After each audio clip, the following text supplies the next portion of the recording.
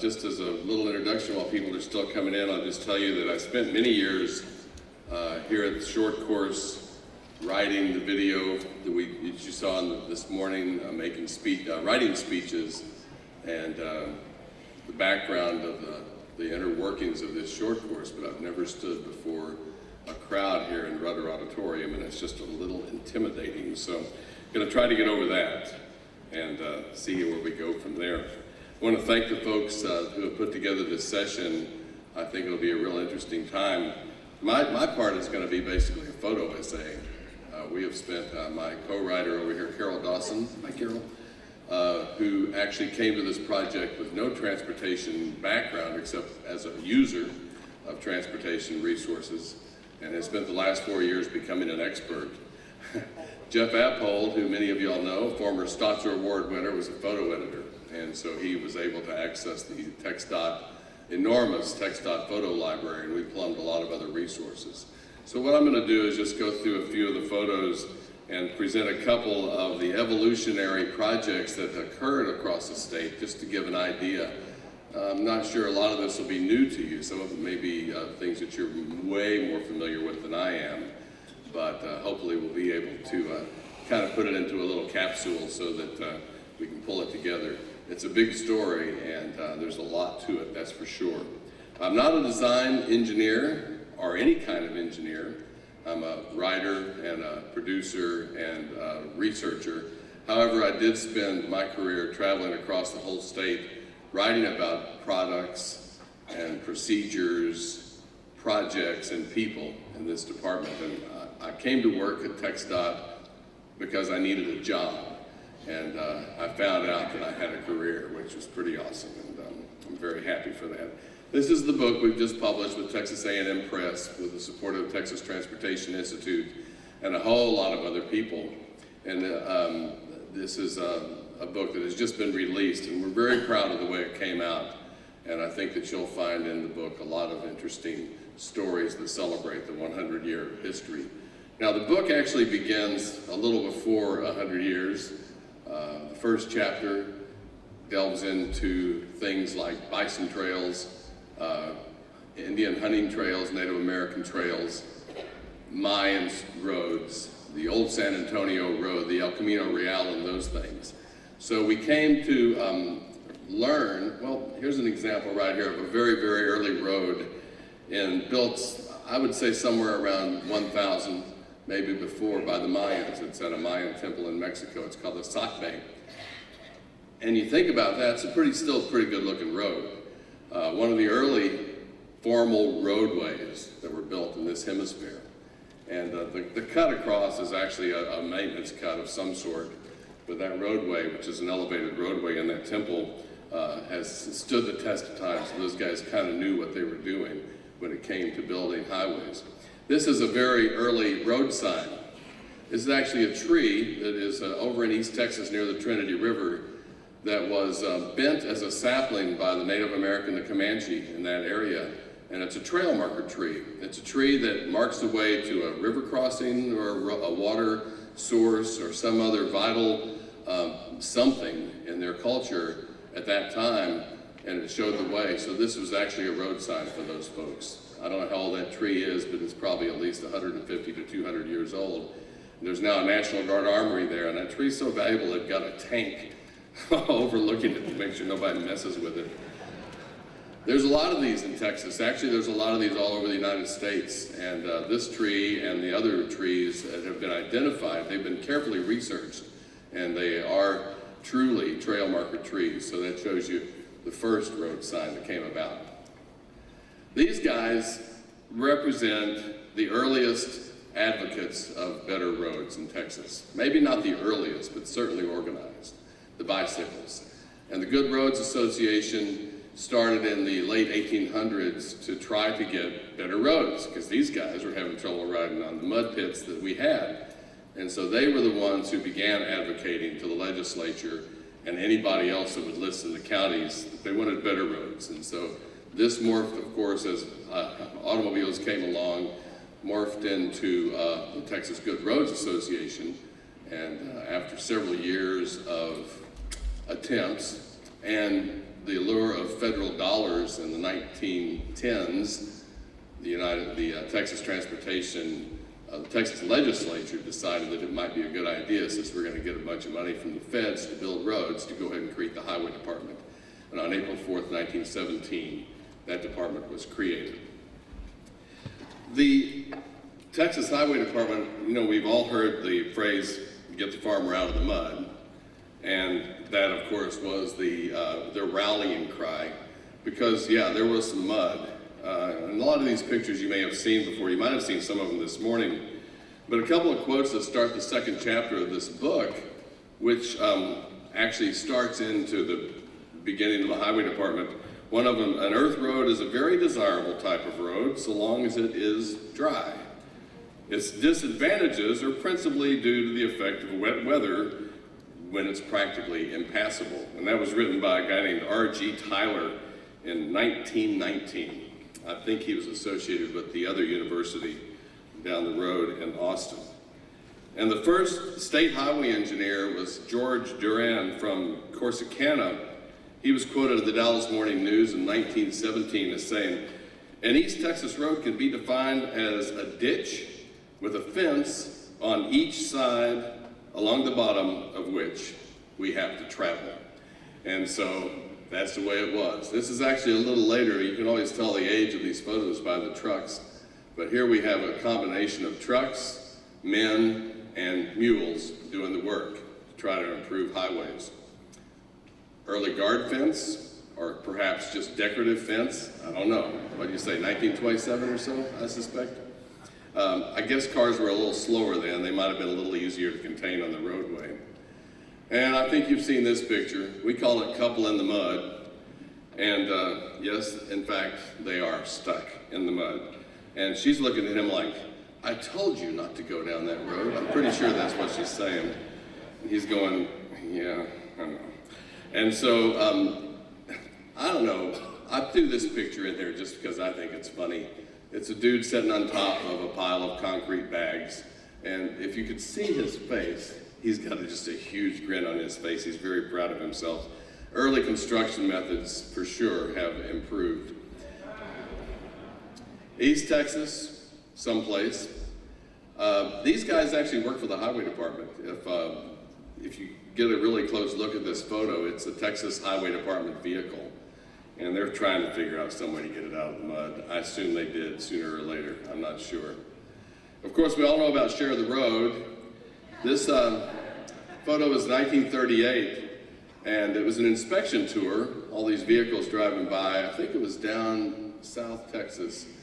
And they just happened upon this pack of goats who were parked by the roadside park there, and I guess everybody decided to stop and get a look at that.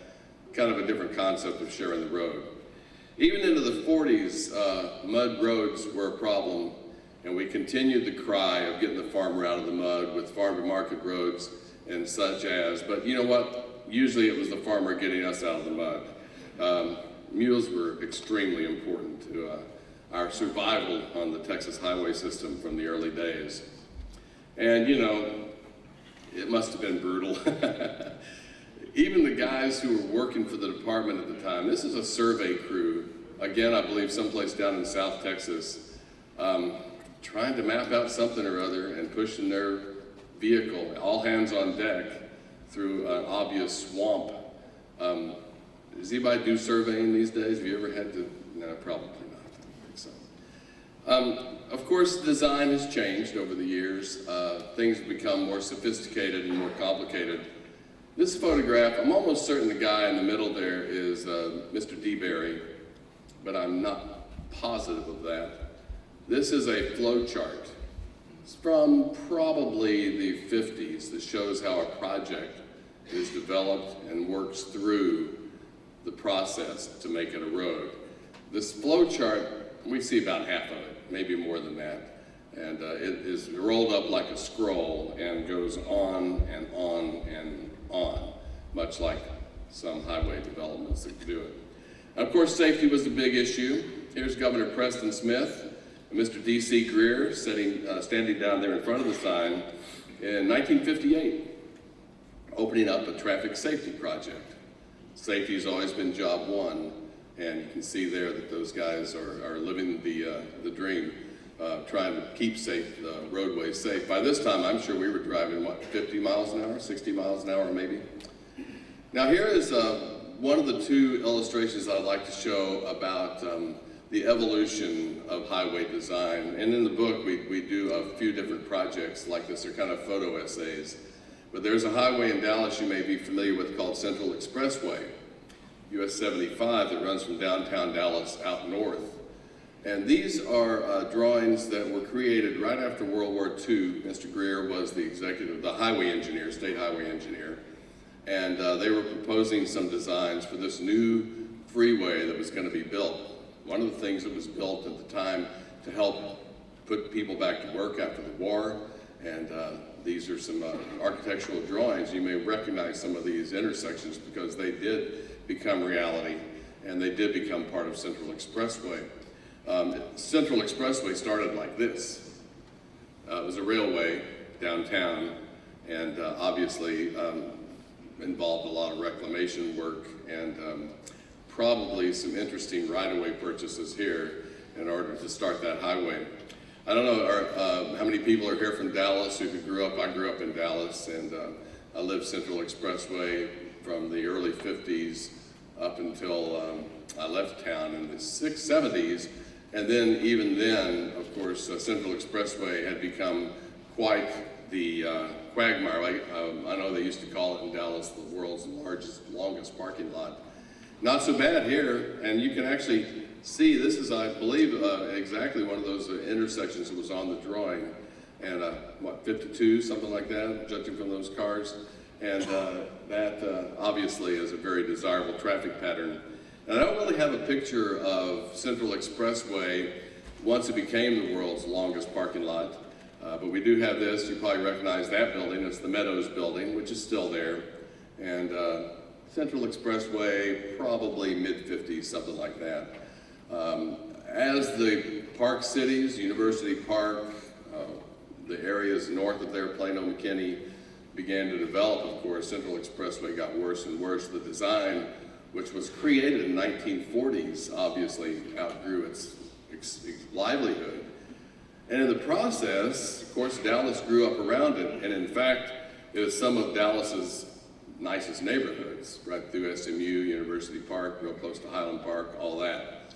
So the thought of trying to redesign Central Expressway involved tons of problems. Getting right-of-way, getting people to agree to a design. The other thing about Central was, what I remember from being a kid in Dallas is like, if you got a good rain, and every once in a while you would, the road flooded, like awfully. It was flooded to the point where they had to close the road. And that was, of course, not the most acceptable action. This is 60s, looking downtown when the South of Life building was the tallest building in town. When they went to redesign, and in our book, there's actually quite a few more photographs that I don't include here, but they created a lot of systems to help with that water. And they have drainage tunnels, and if I'm not mistaken, the world's largest underground lake to collect rainwater from this project so that when it rained, the road would stay open. This is a guy looking up into one of those drainage tunnels. Also under Central Expressway is the Dart Line. There's a rail line that runs underneath it, and there's at least 2 of these drainage tunnels that collect the water. Here's another picture of some guys down in the tunnel.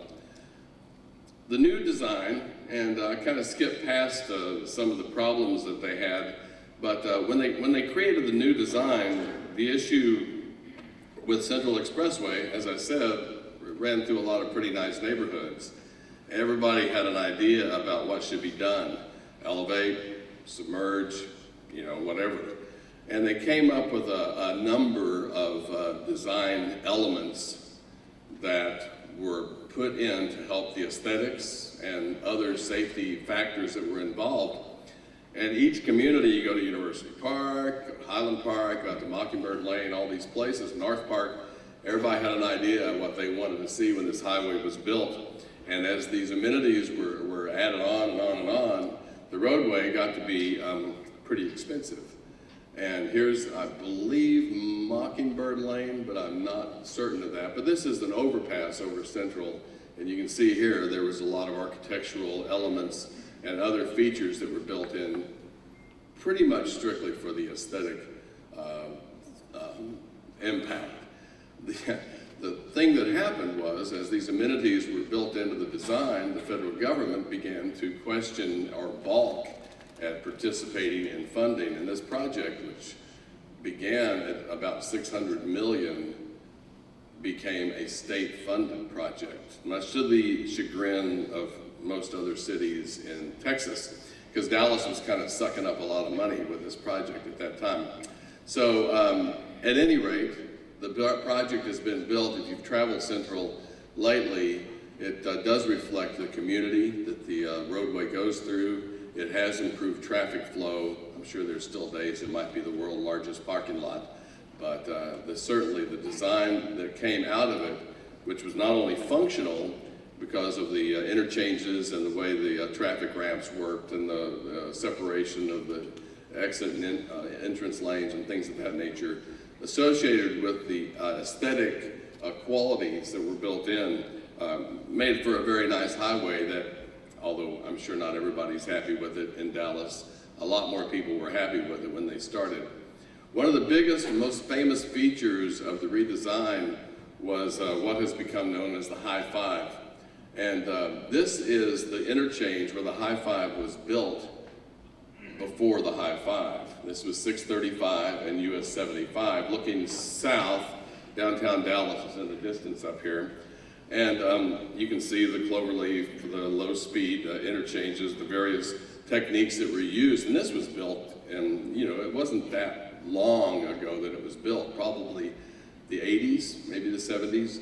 And of course they had to look at this. Now Lbj Freeway is a huge arterial in Dallas and has its own problems, and it's going through a redesign itself. And of course, US 75 has become much more congested as the population has moved out to the north of town. Here's the High Five. If you look at this picture, you can see those buildings up in the right, the left-hand corner, the brown buildings.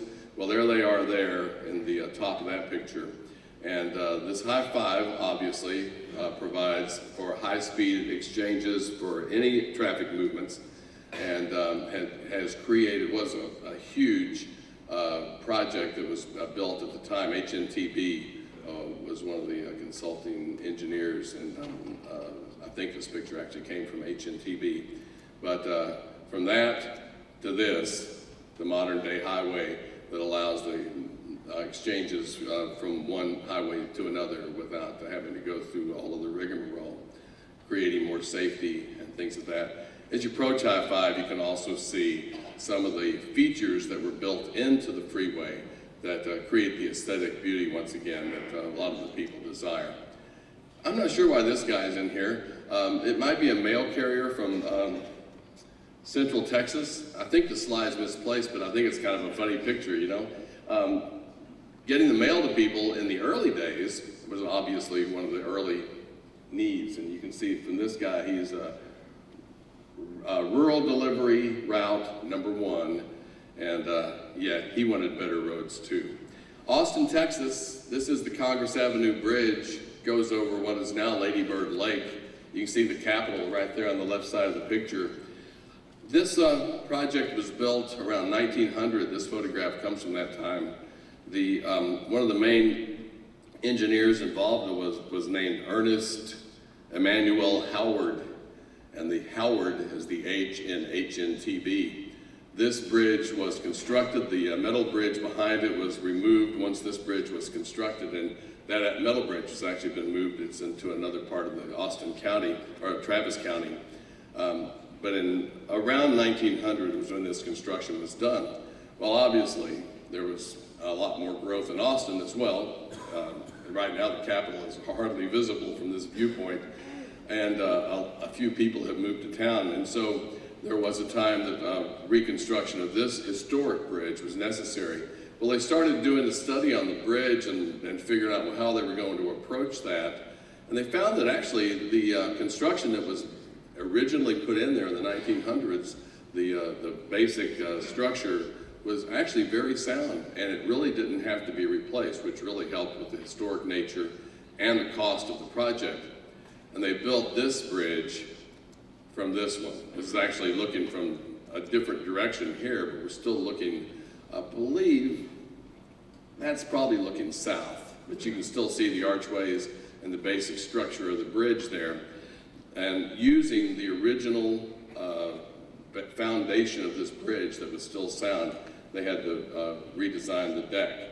And you may be aware that in redesigning the deck, the design facilitated a habitat for the Mexican free-tailed bat, who immediately became a very popular tourist attraction in Austin. At sunset, thousands of people that you can see lined across the bridge come out to watch the bats come out, and 1.5 million or so bats live under the bridge, the largest urban bat colony in the United States. And this project actually spawned a new level of development for some structures in the state where they have actually created habitat for wildlife such as bats when the situation was appropriate. That's kind of a cool picture though, taken by, I believe, Griff Smith of TxDOT fame. Now we go south to Houston. I want to just do a real quick evolution of this project because I think it's pretty interesting too. We're looking at the Morgan Point Ferry, which was a ferry that took people from Baytown across the ship channel to Houston. I guess it's southeast Houston.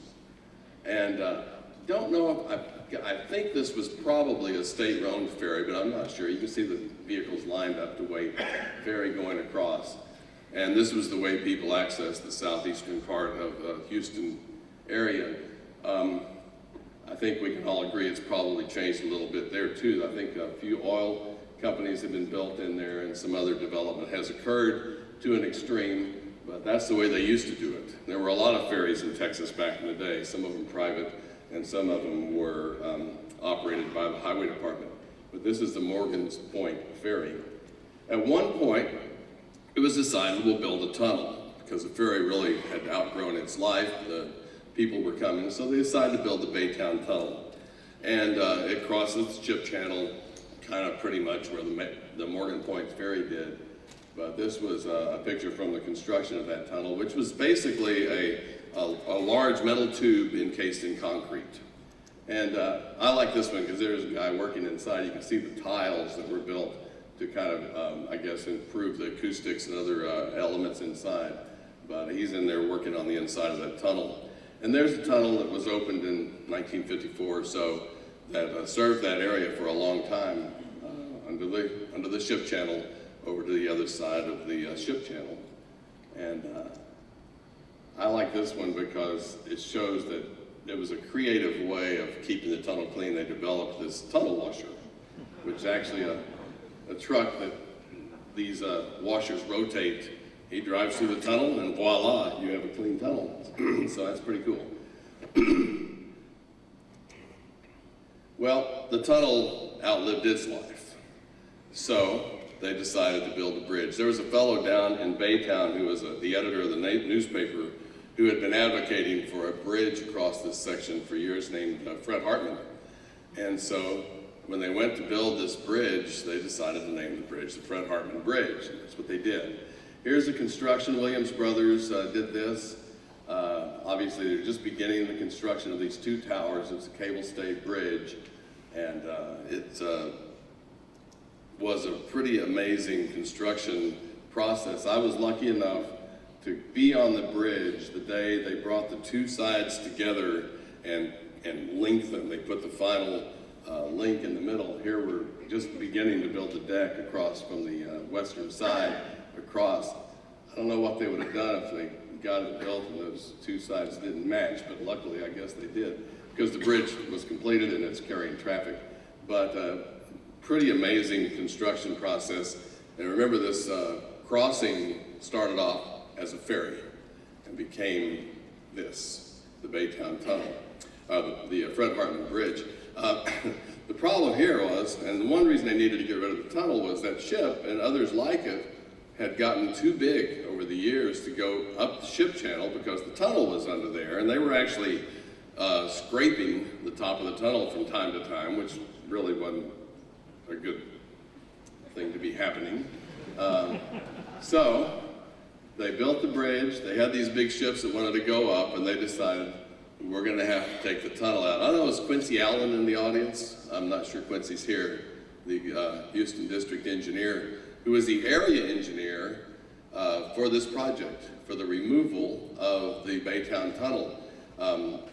They cut the tunnel up, they sealed the ends, they filled it up with air and floated it out of the channel.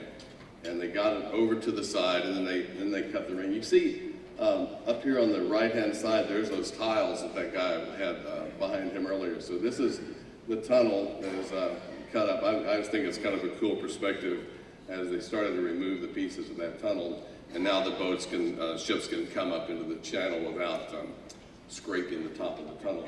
So that's the evolution, how that process has moved. I don't think we're going to have to go to the next step until maybe we get flying cars or something. I'm not sure how the future holds, but we think that the Hartman Bridge might last for a while. It's obviously built to withstand hurricanes, which it probably has already a couple times. There's another aspect. Yeah, that beautiful bridge. And there's a ton of really beautiful pictures of this bridge. Now, the process of these evolutions, and there's in our book, and like I said, the only thing that makes me anywhere near knowledgeable about some of these projects is because of the development of the story that we created here. We have various other stories about the High Bridge down in the Pecos River, the 7th Street Bridge, which you might have seen the video earlier, and Fort Worth, and a few other, well, the Rainbow Bridge, the development of the Rainbow Bridge, which also started off with a ferry. And there were some other of those types of evolutions that show how we have been able to approach issues with transportation and create new innovative designs to satisfy the current needs.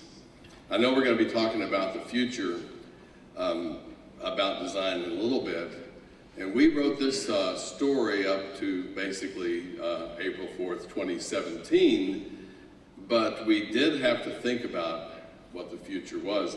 Carol Dawson is a writer of history and nonfiction as well, who we've been collaborating on this story for almost 4.5 years, 5 years. And as I said, she came to this project as a writer because as we began to develop the project, I realized I needed to find somebody who had written a book. And I was lucky to find Carol because she's written some really good books. And she came to it not knowing a whole lot about highway department, but I think that she will agree now that she has come to respect. And in fact, she told me this morning after watching the video and watching the extra mile winners and seeing all the people that were in here, how proud she was that she was able to learn about and develop this tale about the highway department, and mostly about the people of the highway department. Carol is an accomplished writer, and I want to ask you, Carol, I think you've given some thought to this, the future of transportation design. Nobody knows for sure, but I thought maybe you could illuminate just a little bit about some of the concepts you might have come to understand or think about in terms of what might happen in the next 100 years. Do you have any ideas about that? One or two. Is this mic on? Yes, working now. Yeah. As Roger said, when it came to transportation, I came to this entire project a blank slate, which was actually quite useful because I immersed myself completely in the research of this story. And it was a way to step back and look at the entire history of the state through the lens of infrastructure. And that's been very exciting. I've met some marvelous people and interviewed and learned a huge amount. I learned things I never even dreamed of. But as far as the past, that's mainly what I learned about. As far as the future is concerned, I will just say this. I live in Austin, across the street from Airport Boulevard. And on the other side of Airport Boulevard is the Mueller development. For those of you who don't live in Austin, it's where the old airport used to be, and they've developed it into a huge residential area with also museums and auditoriums, retail space, all kinds of stuff. And for the past year and a half, when I walk over into the Mueller development, I have been watching the Google car, the driverless Google car that has used the Mueller development as its experimental test space. So you're always seeing this little car come along with a bubble on the top, and I'm thinking, aha, there is our future. As Shannon Davies of Texas A&M Press said to me when I was broaching the subject of driverless cars, she said, what are we going to do with all the cars we've got now? And I said, thank goodness that's not my problem. But on my way to Bryan and College Station yesterday morning, I was listening to the radio and hearing about an Uber driverless car crash in Pittsburgh. And I thought, Google's pulled it off pretty well so far, and this is the technology that we need to wrestle with next, we, meaning the general public. Not so much you guys, because you're going to be wrestling with all the details. But this Uber crash involved a driverless car. It had a driver in it, but it was a self-driving Uber car that had gone the wrong way down a one-way street. Cool. So it's going to be up to you guys to invent traffic signs that have connection with all those cars and tell those cars, you can't come here, this is a one-way street. It's like the next step up, I think, from intelligent traffic systems. But as far as other future developments are concerned, I only have 3 things to say.